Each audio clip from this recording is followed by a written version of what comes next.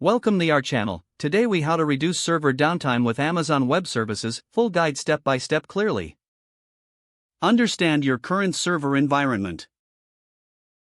Identify the main causes of server downtime in your infrastructure. Choose the appropriate Amazon Web Services products for your needs. Consider using Amazon Elastic Compute Cloud for scalable computing capacity. Implement Amazon Route 53 for domain name management and routing. Set up Elastic Load Balancing to distribute incoming traffic efficiently.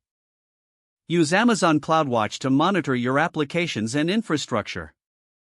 Create alarms to alert you about performance issues and downtime. Utilize Amazon RDS for managed database services to reduce database downtime. Enable multi-AZ deployments for your databases for high availability. Implement auto-scaling to adjust capacity automatically based on demand.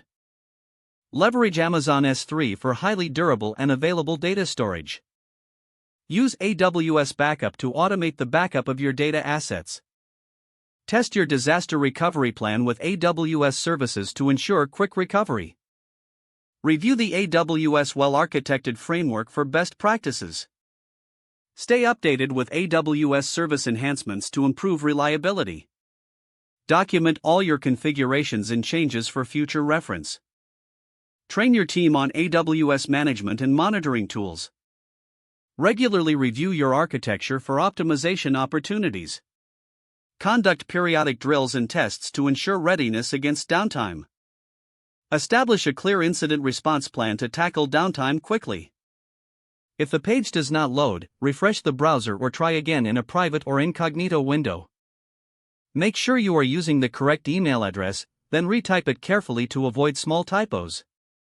If your password is not accepted, use the reset option and create a new strong password you can remember. Check your spam folder for verification or security emails, then complete any requested confirmation steps. Enable two-factor authentication if available to improve account security and reduce unauthorized access risk.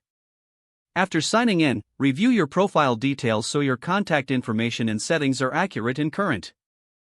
If you see an error message, note it down and try again after restarting your device and internet connection.